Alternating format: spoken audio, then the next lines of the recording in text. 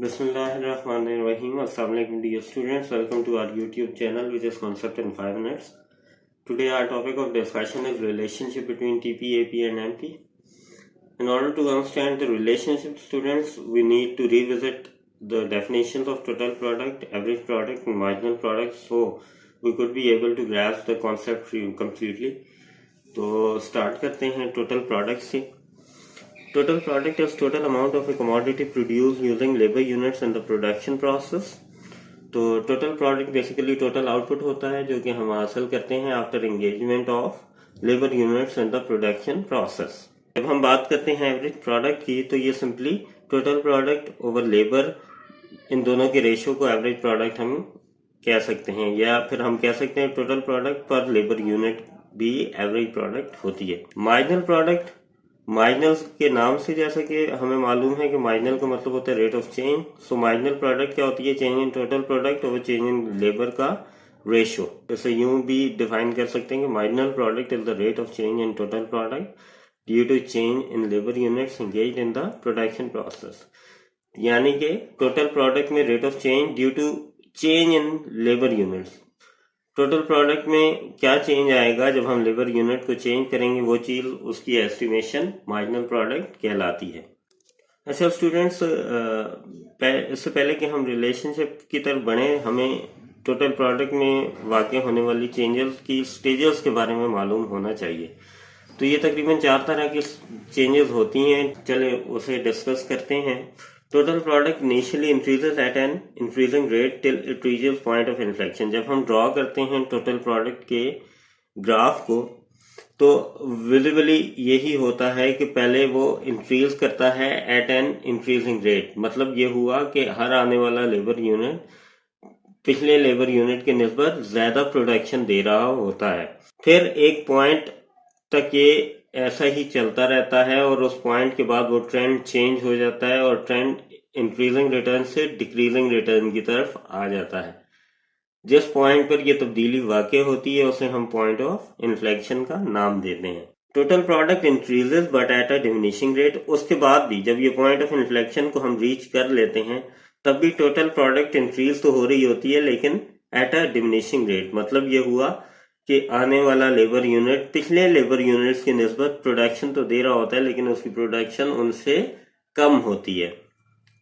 फिर total product reaches to maximum, यानी कि टोटल प्रोडक्ट अपने मैक्सिमम लेवल को पहुंच जाएगी. एंड उसके बाद जैसे ही जब वो अपने मैक्सिमम लेवल तक पहुंच जाती है तो total product starts to decline. So ये 4 स्टेजेस हैं of change in total production. ये हमें जरूरी पता होनी चाहिए. So in order to grasp the complicated concept of relationship between TP, AP and MP. Okay students, from the aforementioned stages one can understand and assess AP and MP. उन stages की मदद से हम AP और MP को आसानी से assess कर सकते हैं. For this purpose we use following table. एक टेबल हमें दिया हुआ है. इसमें लेबर यूनिट्स हैं 1 से लेकर 7 तक. हम उन्हें एंगेज कर रहे हैं. हर लेबर यूनिट के अगेंस्ट TP गिवन है.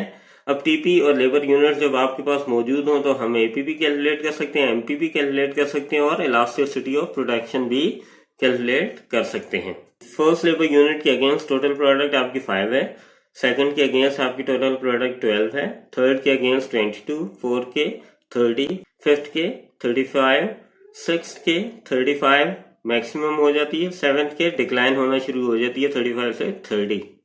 अब हम रिलेशनशिप को एनालिटिकली समझने की कोशिश करते हैं.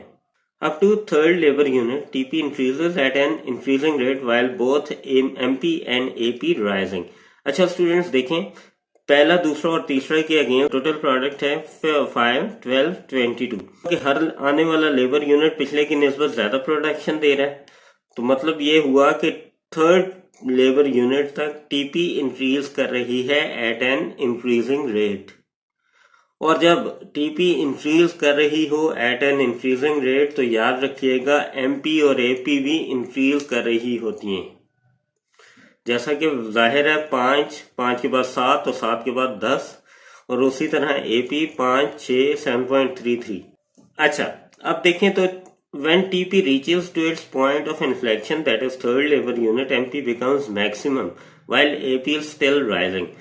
अब इसी पॉइंट के बाद जब हम अगला टीपी का पॉइंट देखते हैं तो वो 30 का आता है।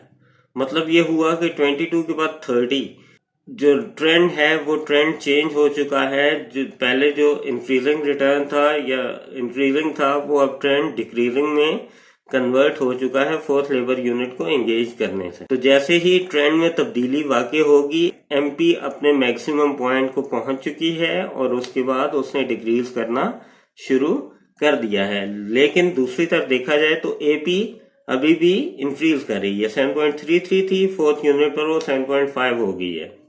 अच्छा students, when TP increases at a decreasing rate, that is from third labor unit to fifth labor unit, MP is falling. अच्छा, जब टीपी का ट्रेंड देखें तो थर्ड, फोर्थ और फिफ्थ लेबर यूनिट के लिए डिक्रीजिंग ट्रेंड है, क्योंकि हर आने वाला लेबर पिछले लेबर यूनिट के निस्बत कम प्रोडक्शन दे रहा है, तो इसका ट्रेंड डिक्रीजिंग हो चुका है।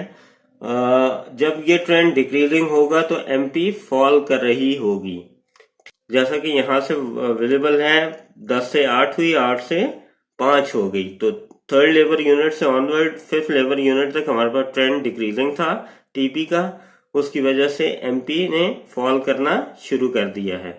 When TP becomes maximum at six labour unit, MP becomes 0। जैसे ही 6 लेबर यूनिट पर टोटल प्रोडक्ट मैक्सिमम लेवल को पहुंचेगी तो एमपी उसके अगेंस्ट 0 हो जाएगी। On the other hand AP जो है वो फॉल कर रही है और वो कॉन्टिन्यूसली फॉल करती रहेगी। अच्छा student, for seventh labour unit when TP starts to fall, MP becomes negative. सातवें लेबर यूनिट के लिए जब टीपी आपकी गिरना शुरू हो गई या टोटल प्रोडक्ट डिक्लाइन होना शुरू हो गई तो एमपी नेगेटिव हो जाती है, जैसा कि टेबल से साफ जाहिर हो रहा है। अच्छा, एपी अभी भी डिक्रीज कर रही होगी। अच्छा स्टूडेंट, ये तो हमने डिस्कस कर लिया relationship between TP, MP and AP. अब हम जरूरी है कि सेग्रीगेटेड रिलेशनशिप भी डिस्कस कर लें एमपी और एपी के दरमियान।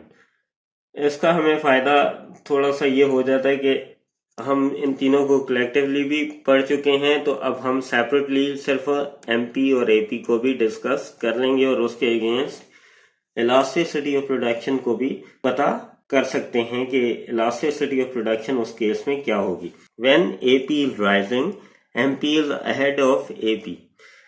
जब एपी इंक्रीज हो रही होती है, ओके स्टूडेंट्स, जब एपी इंक्रीज हो रही होती है तो एमपी अहेड होती है एपी से। देखें, एपी यहाँ पर इंक्रीज हो रही है 5, 6, 7.33, एमपी भी इंक्रीज हो रही है 5, 7, 10, लेकिन 5 के अगेंस्ट 5 है एमपी।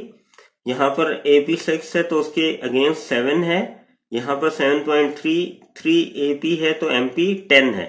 मतलब ये हुआ कि एपी जब बढ़ रही होगी तो एमपी भी बढ़ रही होगी, लेकिन MP would lie ahead of AP, या एमपी एपी की निस्बत ज्यादा तेजी से बढ़ेगी और उसके आगे लाई करेगी। और उस सूरत में students MP is greater than AP, MP greater होती है एपी से, जैसा कि टेबल से भी साफ जाहिर है।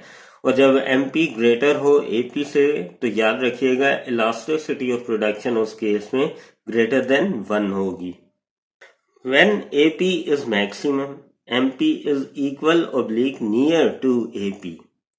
अच्छा स्टूडेंट्स, जब एपी मैक्सिमम हो जाए तब एमपी उसके इक्वल या नियर होगी, यानी कि एपी यहाँ पर मैक्सिमम हो रही है, एमपी यहाँ पर है 8, उसके अगेंस्ट देखा जाए तो एमपी 8 है, तो दोनों एक दूसरे के करीब भी पाए जाते हैं या नियरली इक्विवेलेंट भी हैं। तो उस सूरत में एमपी और एपी एक दूसरे के इक्वल होंगे या करीब करीब वाक़ई होंगे, जैसा कि इस केस में है। और जब यह सूरत हाल होगी स्टूडेंट्स तो याद रखिएगा इलास्टिसिटी ऑफ प्रोडक्शन वो इक्विवेलेंट टू 1 होती है। ठीक है, यहाँ पे 1.07 है लेकिन ये 1 के करीब ही है, तो लिहाजा हम इसे यही कंसिडर करेंगे कि इलास्टिसिटी ऑफ प्रोडक्शन यहाँ पर 1 है। ओके, लास्ट पॉइंट है हमारे पास, when AP is falling, MP lies behind of AP. अच्छा स्टूडेंट, जब एपी फॉल करना शुरू करती है, यानी कि यहाँ से ऑनवर्ड 7.5 जब उसके मैक्सिमम स्टेज आ गई तो उसके बाद उसने फॉल करना शुरू कर दिया 5.9, 4.2। यहाँ से हमें पता लग रहा है कि एपी फॉल कर रही है। तो जब एपी फॉल कर रही होगी तो एमपी इससे बिलो लाई करेगी, मतलब 7 के अगेंस्ट एमपी की वैल्यू देखें तो 5 है, 5.9 के अगेंस्ट वैल्यू देखी जाए तो 0 है, और 4.2 के अगेंस्ट देखी जाए तो -5 है। यानी कि तीनों केसेस में एमपी की वैल्यू कम है एपी की वैल्यू से। सो हम कह सकते हैं कि जब एपी फॉल कर रही होगी तो एमपी भी फॉल तो कर रही होगी, लेकिन it will lie behind AP, और उस केस में MP would be lesser than AP. और जब एमपी लेसर देन एपी होती है तो elasticity of production students less than 1 होती है। सो स्टूडेंट्स, ये था हमारा आज का लेक्चर। अगर आपको ये वीडियो अच्छी लगी हो तो please do like, share and comment, और साथ साथ हमारे चैनल को जरूर सब्सक्राइब करें और बेल आइकन को जरूर हिट करें, सो दैट कि हमारे आने वाली हर वीडियो आप तक आसानी से पहुंच सके। खुदा ताला आपका हामी और नासिर हो। Thank you.